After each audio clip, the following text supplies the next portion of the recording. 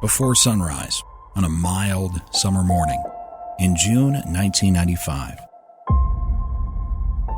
A 27-year-old television news anchor named Jodi Huisentruit hurriedly left her apartment in Mason City, Iowa, headed for work. But she never arrived, and her disappearance has never been solved. In 2003, two television news reporters created FindJodi.com, a website dedicated to preserving Jodi's memory and keeping her case alive.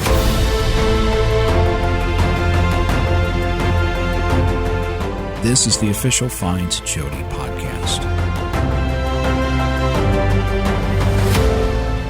Welcome back to the Find Jodi podcast. I'm Scott Fuller. On this episode, you'll be hearing from another person who knew Jodi during her Mason City days before she disappeared on her way to work in 1995. When Jodi took the job at the television station, she was replacing an anchor named Karen Fuller. No relation, by the way. Caroline Lowe recently spoke with Fuller about her interactions with Jodi before she left Mason City. You'll hear Fuller talk about the process of training Jodi for the job, as well as her own unsettling experiences while working at KIMT and helping to move Jodi into the very apartment complex that would be a crime scene following her abduction. That's coming up next.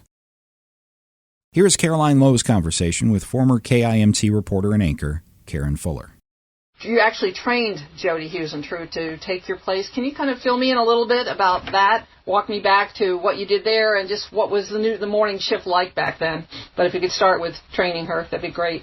Sure. Jodi was there for a brief, actually, let me start that over. I was there for a brief period with Jodi before I left for KGAN in Little Rock. And because I was leaving, Jodi was my replacement. I showed her, back then we used to use the Associated Press machine that would type stories and come over the wire, just like you hear in the old-fashioned movies. And so I showed her around, makeup room, studio, teletype. We had to also at that time, Caroline, we produced the newscasts that we also anchored. So that meant we rewrote them as well. So you would rip AP wire copy, look for as many stories as possible. We're talking pre-internet, remember, so there wasn't a lot of news to cover unless it was local, but we were a very small market. You asked what the morning shift was like. It meant that because you were producing the same newscast that you were also anchoring, you would get up at about 2 o'clock in the morning, which in my opinion is not morning, that's still middle of the night, but I remember leaving my home. At the time, I was renting a house with one of our other anchors, and it would be pitch dark. I'd get in the garage and drive to work, and the streets were like a ghost town. It was just scary. When you would arrive at the station, you would park your car and walk in. The station itself at KIMT has been, I believe in the long distance past, either a bank or a church then a bank. So it had been other buildings, it had housed other industries. So it was a kind of a funky looking place. And that, in a way, it made it all the more eerie when you would walk in because you and the master control operator were the only people in the building. And there were hallways and rooms and it wasn't a wide open space. You could hear a pin drop. And that is the life of that producer of that shift because you had to get a show ready by, I think it went on the air 5 a.m., 6 a.m. maybe. It was a new show that the station, the news director at the time, Doug Murbach, had developed. So it was a new morning show being produced and written by Cub reporters and Cub anchors with very little staff at the time of the newscast. In other words, the newscast goes on at 6 o'clock. There might be 5 people in the building operating this newscast. And I remember that there were billboards put up of me and my later co-anchor of this morning show, a gentleman named Don Harmon. Don actually ended up in Kansas City later like I did. And sadly, he passed away. But Don was a big part of the Mason City community, and then he became a big part of the Kansas City community and was a beloved weather guy, you know. So, that was the shift. It was a very early shift, and it was a very creepy time of day, night for a young woman to be going in by herself to a job she had been doing for maybe a year or two. When you were there, you didn't have a producer. As I understand, Jodi had a producer who helped do the show, assistant producer Amy Coons. Were you all by yourself during the shift, and it changed after Jodi became anchor? Yes, it must have. Now, I did work with Amy, but Amy was not the producer of the morning show at that time. She later became the producer, but I don't recall ever having a producer because I had to backtrack the story myself from the set. So I was keeping track of time, and in those days, we had a teleprompter, but it was a machine where the scripts were literally taped together, page 1 to 2 to 3 to 4, and there would be one person operating the machine to make sure that the paper didn't fly off of the machine, which it sometimes did. Mm-hmm. So it seems so archaic now. But I produced it. Don, then, when he came on board, he would get the weather ready. But there was a time where I was not only producing the morning show, but I was producing the noon show and doing the weather for the noon show. So I was producing the newscast for the noon show, which was only a half an hour, thank goodness, but also then producing a weathercast through a system called Caboris, which is antiquated now, but I was entering both weather and news. So I think maybe there was a realization that bringing Jodi in, we needed to get some staffing up there. So Amy was pivotal because of that morning when Jodi went missing. And Amy had to anchor, so I know about that as well. What do you remember about meeting Jodi and training her, both your impressions and what were some key things that you shared with her to expect in that role, including working that early morning shift that was creepy as you described it? My first impression of Jodi was, it's another me. I could see in her the same traits in me that would get people to open up to us, to talk to us. And I felt like she was going to be a really good find. And so I did tell her at the time, now I'm much more mature now and wise and much more aware than a 23 or 24-year-old would be at that time. So I told her as best I could that it isn't easy to have a life and function as a morning anchor in a small market where you are getting up and the alarm goes off at 2 o'clock. And you have to get there and hit the ground running. I let her know that it was not an easy deal, especially when you had to turn around then and do the news. Mm-hmm. But with producer help, she did have that, and I liked that she even had more people in the building with her because I didn't, and it was awful. Jodi acclimated well. She'd already been working at KGAN, where ironically I now work toward the end of my on-air career. Did you see a future in Jodi? You said you were struck by how closely she looked like a mirror of you. Mm-hmm. You felt that. Definitely saw a future in Jodi. She had such an immediate, warm personality and a smile like I did that seemed to light up a room. And I'm not bragging about my own smile. TV news people have this intangible magic. People either had it or they didn't. Jodi had it. And she had it from the get-go. You could tell this was a woman who really wanted to be where she was, who was grateful to be where she was, who saw herself going far in her career, and had the ambition, and had the moxie, and the intelligence, and the smarts to get it done. The only thing that I felt was going to hurt Jodi was her accent. It was a very strong northern accent. It was very Minnesota. Jodi, I believe, was working on her enunciation to not have an accent, but she was really close.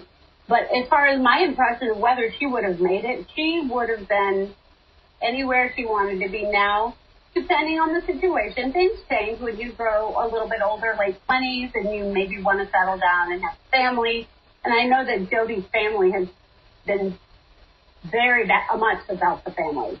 And that's why she's missed so greatly, because they were so close. So I probably would have seen Jodi maybe settling for maybe a smaller market, a smaller, bigger market, in order to have a family and children and be near her family. But I could see her perhaps in Minneapolis. That's a large market where people go to and don't leave because it's so comfortable. And since her family was near enough, she could have done that. She had it. Was there anything you felt, given that creepy shift you described and being alone pretty much with just one person, the master control operator, anything you warned her about, concerns you had from your own experience about safety as a young woman who was so visible working this shift that she worked? And did she have any concerns that she shared with you about that? I would say we were naive. So I did not warn her then about things that I have since warned my own daughter, who's 20 and in college. I did explain to Jodi the hours were brutal, that if she chose to be like me, I went home after the noon and immediately took a nap. And I did that so that I could get up then and go to a really popular workout at the time called Jazzercise. It was the thing to do, and it would get you in shape. So I did tell her it was grueling in that you have to get up so early. You have to set multiple alarms if you're not someone who will get up. And we didn't have cell phones, so you were talking about real alarm clocks. You had to get up, get there, get everything ready, get yourself ready. All that adrenaline and momentum for this show. And then once the newscast was over, you maybe had 10 minutes to pause, calm down, eat something, and then you had to turn around and produce the noon show, which was only a half hour, thankfully. So she and I, we were probably too naive about how safe we felt. We didn't feel threatened by anything, especially in Mason City. It's such a very loving community, a small community. But there are some elements that I later learned from the police that are not so good. And every town has that. When I moved to Little Rock and Jodi went missing, I got calls from the Mason City police detective, who I think was working on the case immediately. So to answer your question, no, I didn't warn her about anything other than how grueling it was and that she should be ready to be recognized in the grocery store. Because people do watch the local news there, and because we were the only station in northern Iowa, we owned that part of the market. The other two stations were in Minnesota, Albert Lee and Rochester, so they split it. So we were always number one and had more viewers than the others. Was there anything that she seemed concerned about, though? Or did she just more seem ambitious, ready to take on this new assignment? Any impressions you had other than you felt you saw a future star when you met her? She seemed excited. She seemed ready to go, ready to get her hands dirty, get in there and further her career, learn as much as she could, and then move on to the next place. Mm-hmm. She did not express any fears to me about anything that might have later been seen as life-threatening or fearful or a need to feel fearful. Mm-hmm. Other than that drive to work and walking in by yourself, that's something I said. It's uncomfortable, but once you get in, it's good, it's locked and all that. But we were too young, I think, Carolyn, honestly, to be concerned the way we would today, now that there is so much social media, phones, internet, and all that. Did you ever have any kind of stalking calls or anybody heard any things that made you uncomfortable in the time you were an anchor there? There were a couple of people. One actually was a woman, which is odd. There was a guy who would call me regularly, wouldn't give his name. And so I think I might have talked to him one time, but I couldn't possibly remember who it was or what it was about, other than him calling to say that he was really happy I was in town now. And he looked forward to watching me on KIMT. And would I like to go have dinner? And from then on, I told my news director about it, and he made sure that whenever that man called, I was not to be available. So it was just that, and that was what the police detective wanted to know. When he called me in Little Rock, shortly after she went missing, he wanted to know, was there anybody who was freaking me out, who was bothering me? And again, because Jodi and I resembled one another so closely, it was uncanny. And so it would be likely that someone who might have bothered me would then bother her. I know the stories about what people say may or may not have happened, but there was no indication at that time that it was anything that was going to happen to her that didn't happen to me. We just suspected a couple of crazies, and that was it. Did you ever actually get a name of the person who was calling? Were you able to get it and share it with your news director or the police? Or I'm trying to think. I don't even think we had caller ID back then, but surely we did. We had numbers, at least. But to answer your question, no. And if I did, I have forgotten it. And I wasn't interested in talking to this person because after my first conversation with him, so I didn't even try to remember his name. I should have. No, looking back, I should have. I also met my first husband there at KIMT. He and I helped Jodi move into the key apartment, but he would be great to talk to because he lived literally down the hall from Jodi. And I can remember using a broom to sweep her apartment and kind of help her get settled in. Mm-hmm. And I remember saying, hey, you keep this broom. You may need this, just chit-chat. What was he doing at KIMT when you met him? He was a reporter there already when I came. I see. And he lived, you said, on the same floor down the hall from Jodi? The second floor? So I was at the key a lot because that's where we would spend most of our time. I remember being at a party one time. And it was toward the very end of the time I was there, but it was winter because it was very cold, as you know, in Iowa. Mm-hmm. And I was at a party that resembled a couple of the pictures that later surfaced of Jodi at a party. And this particular party was in a basement of a home.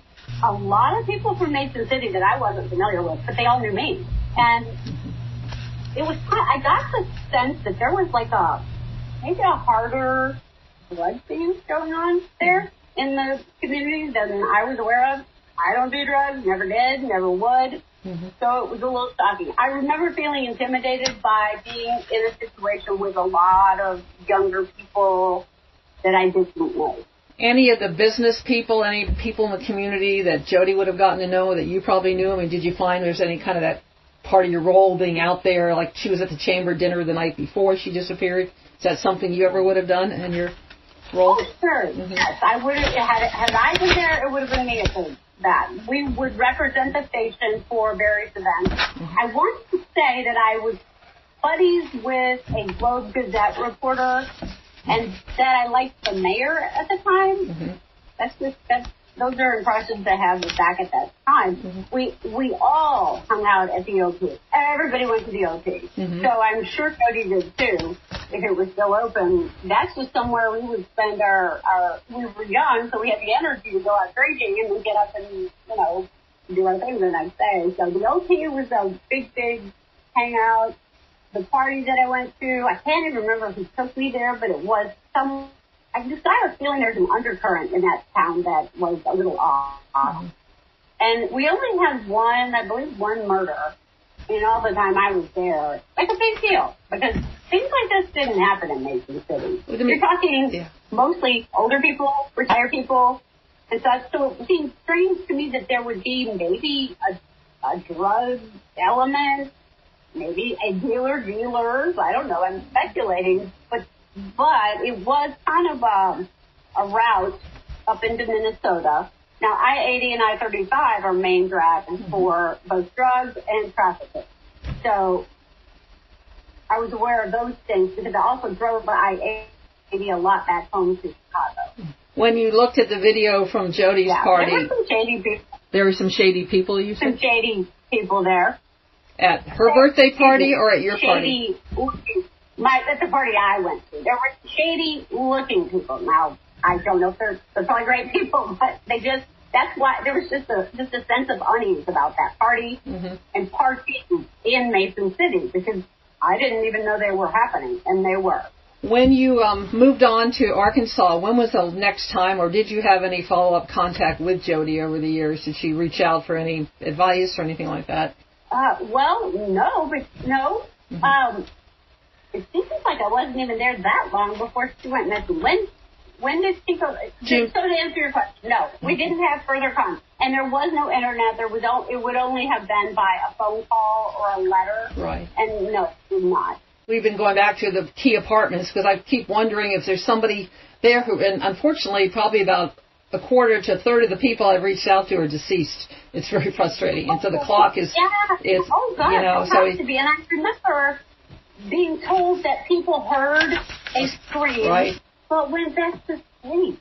Yeah. And a summer night, and you had this one on before. When you heard about Jodi, what was your reaction at that point? This is somebody you met, somebody you trained for the position she's in. There before the grace of God, July. That was a hard realization. But then it was also, how could this happen to anyone, to Jodi, in Mason City?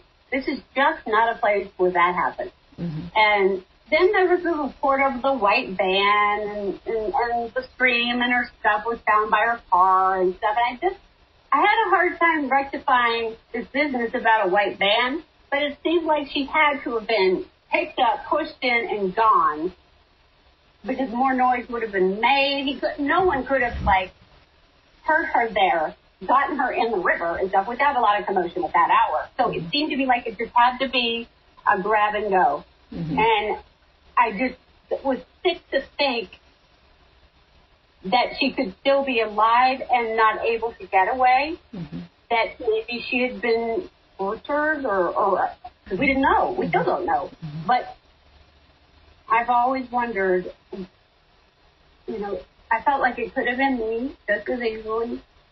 What was it or who was it that she got connected to that would have led to this happening to her? 26 years later, do you still lean toward thinking it was someone she knew versus more likely someone who stalked her? They don't think it could be anybody who would have just grabbed her in the 12 seconds it would take to get from the building to her car. You wouldn't stumble across Jodi. It haunts me 26 years later because the case, thankfully, has been kept alive by people like you and the FindJodi organization and the many Facebook family members and friends are not letting this story go. And is that it was more than likely, because of how cases like this typically go, it was one of two things. And that was that she was either being more aggressive in her investigative skills than I did, and maybe learned something she shouldn't have known, or that most often it's someone in the immediate circle, and that would have been done. What has her abduction done for your approach to how you do what you do now all these years later? I mean, it was something inconceivable back then, as creepy as a shift was, but nothing you could ever, where it seems when I talk to so many young MMJs, MMJing group, it's Jodi is part of everybody who's going into the business now, their reference. But how has it changed for you and how you deal with what you do, being in the public eye on TV? It changed me quickly. So it didn't take much time for me to change. And by change, I mean I was someone who learned that strangers, fans, whatever, were kind people, and they were interested in talking to you about what you do. And maybe, even then, at that time, anchors were celebrated, and they were celebrities in a smaller place, like Arkansas, where I was. But because of what happened to Jodi, and the not knowing, too, and the possibilities that it could happen because of her being so alone at night and leaving for that shift, it made me become a little dated in my thinking, because after it happened, and as I reflected on it, and have seen the stories come out in years later, I began to see fans and strangers, especially with the evolution of social media, as guilty until proven innocent instead of the other way. I don't know if I can trust you. You're talking to me because I'm on TV and you recognize me. That's great. But I don't know who you are, and I don't know what your motives are. So I'm guarded. What would it mean to you and other women in the business, other people in the business, to have this case solved, to have answers to what did happen to Jodi? It's almost 26 years in June. What do you think it would mean to know? Several things. First of all, it would be the greatest gift her family could ever have. What they have gone through as a family because of this is excruciating. If anybody's listening who might know something, what would your appeal be? What would your message be? Don't be afraid. Or if you're afraid to come forward, contact someone you trust and have them reach out on your behalf to law enforcement to say, I know someone who knows some things. They are afraid to come forward, but they could be pivotal. What is a way you can receive this information in a way that will make this person feel as safe as possible? Because if what is true is if Jodi has been murdered, killed, then anyone who knew something may be afraid it would happen to them. But I would also say, don't live another day with that on your conscience. Once again, that was Caroline Lowe's conversation with former KIMT reporter and anchor Karen Fuller. And thanks to Fuller from the entire Find Jodi team for sharing her memories and experiences with Jodi. You heard in that interview Karen Fuller talk about the process of putting together a news story and preparing to anchor a newscast. Of course, in 1995, that meant reporters didn't have internet as a resource for background research on the stories that they were covering. And this is useful to remember in Jodi's disappearance.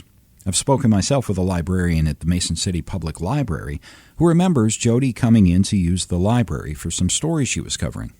If Jodi were assigned to a story about a local landmark, for example, Jodi wouldn't be able to Google the basics. She actually physically needed to travel to some source of information to find what she was looking for. And we might keep that in mind when it comes to any speculation about Jodi's reporting somehow leading to her death. Of course, we won't rule out any possibility until we have an answer. But were Jodi on a story that some person or persons wouldn't have wanted reported, and she was killed in the process, Jodi's sourcing work for a story like that would have been very in-depth, and it would be much more obvious to us now. She would have had to have been doing some real digging and talking to numerous sources to find what she was looking for. And thus far, nobody has come forward to say that Jodi approached them asking about information on any really hard news of significance. There's no evidence that Jodi was planning to break any serious news about a local drug ring or corruption in City Hall or anything else we'd typically consider to be hard news. By any account, Jodi was a lifestyle local beat reporter and morning anchor during her entire career, including her time in Mason City. And from Fuller's account of the job, we can surmise it was nothing more in-depth or controversial than that. And one final note just for the record. After speaking with Karen Fuller, Caroline Lowe did reach out to her ex-husband, who now lives in another state. He did not specifically remember helping to move Jodi into her apartment complex, although he did say he encountered Jodi and said hi as she was settling into the apartment that same day or a day or so after. And he does remember seeing Jodi often at the complex during the time he lived there. We hope this interview and this episode were helpful to you in creating some context in your mind about Jodi Huisentruit in the weeks and months before she disappeared, her day-to-day activities, as well as the unique pressures and sometimes uneasy circumstances anyone in the television business, but especially a woman, would endure, even in a market the size of Mason City.